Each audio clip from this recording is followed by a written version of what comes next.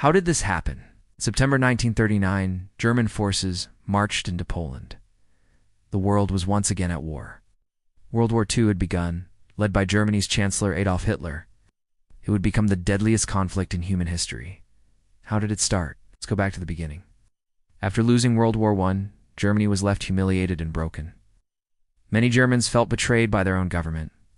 They were angry about the Treaty of Versailles, which put all the blame on Germany and forced them to give up territory, demilitarize, and pay for the damage they caused. In addition to the economic crisis, there was political turmoil. The Weimar Republic, Germany's new democratic government, struggled to stay in power. There were strikes and protests in the streets. Germany seemed to be on the verge of collapse. That's when Adolf Hitler and his Nazi party came to power. The Nazis promised to fix Germany's problems. Hitler pledged to restore the economy, rebuild the military, and take back lost territories. The Germans, desperate for change, were willing to try anything, so they voted the Nazis into power. Hitler became chancellor in January 1933. At first, nothing changed. But behind the scenes, Hitler was quietly dismantling democracy. He passed laws that took away the rights of German citizens. He also made himself dictator. Now that he had total power, Hitler could start on his most ambitious project, rebuilding the German army. The Treaty of Versailles had forbidden Germany from having a strong military. But Hitler wanted an army so that he could take back German lands and create a powerful German empire. Within 3 years, he had built the third largest army in the world. He also created a cult-like following around himself. People wore uniforms, gave Nazi salutes, and shouted Sieg Heil at rallies where Hitler spoke. These followers believed that Hitler was a great leader who could make Germany great again. And he had some big plans for Germany. To make the German nation stronger, Hitler decided to expand its territory. His goal was to unite all Germans into one nation. First, he annexed Austria in 1938. Then he set his sights on Czechoslovakia. The region was home to many ethnic Germans, and Hitler claimed it as part of the German homeland. However, the rest of Europe was not impressed with Hitler's aggression. They were especially worried about his expansionist policies in Eastern Europe. That's when the appeasement policy began. Britain and France were determined not to go to war. So they agreed to Hitler's demands. They allowed him to annex parts of Czechoslovakia without any resistance. This only encouraged Hitler to be more aggressive.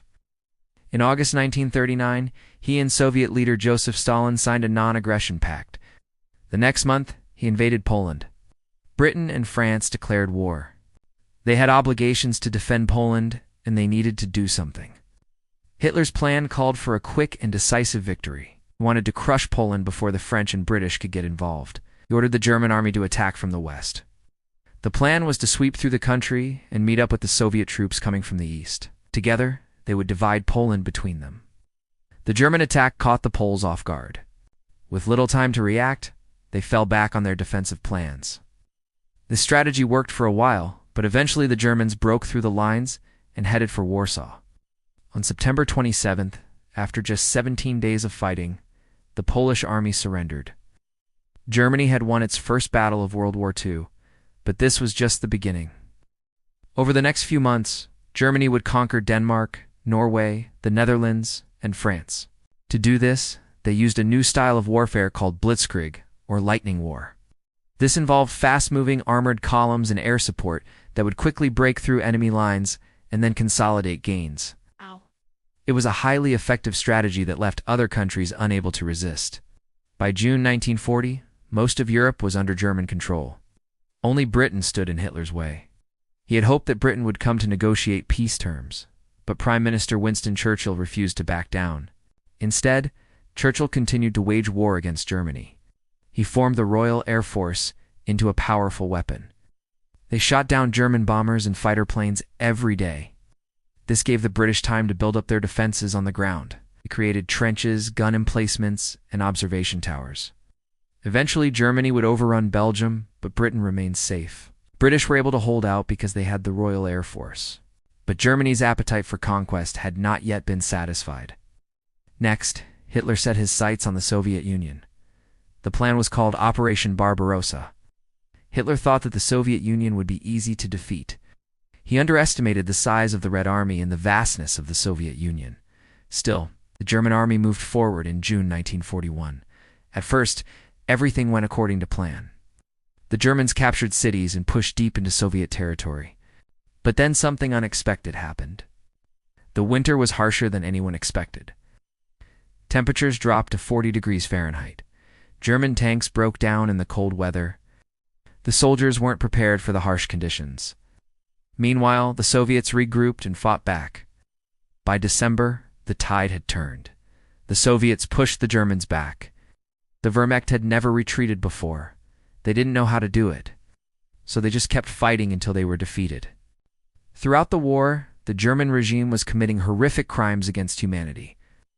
They murdered millions of Jews, gypsies, homosexuals, people with disabilities, and anyone else they considered undesirable. They also targeted people based on their race and religion. The victims were sent to concentration camps where they were forced to work long hours in terrible conditions. If they couldn't work anymore, they were simply taken away and murdered. In 1942, the tide of the war turned. Japan attacked Pearl Harbor. United States entered the war and joined the fight against the Germans. A year later, the Allies launched a major offensive in Italy. They captured Rome in 1943 and pushed north. By 1944, the Germans were retreating. The same year, the Allies landed in Normandy, opening a new front in Western Europe. Meanwhile, the Soviets were closing in on Germany from the east. It was only a matter of time before Berlin fell. As the war situation grew more dire, Hitler became more and more paranoid. He executed anyone who criticized him, even had some of his closest allies arrested and executed. He was convinced that there was a plot to assassinate him and that the war was being lost because of traitors. So he spent more and more time alone in his bunker in Berlin. On April 1945, the Soviet troops entered the city. They fought house to house to push the Germans back. 3 days later, Hitler married his longtime lover, Eva Braun. The next day, they both committed suicide. On May 2nd, the German army surrendered. World War II was over. It had cost over 70 million lives worldwide. World War II was Germany's darkest chapter, a time of blind ambition, senseless destruction, and unimaginable tragedy.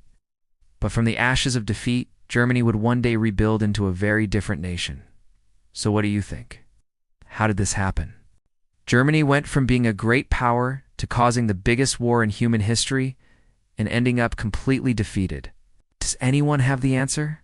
And thank you for watching. See you next time.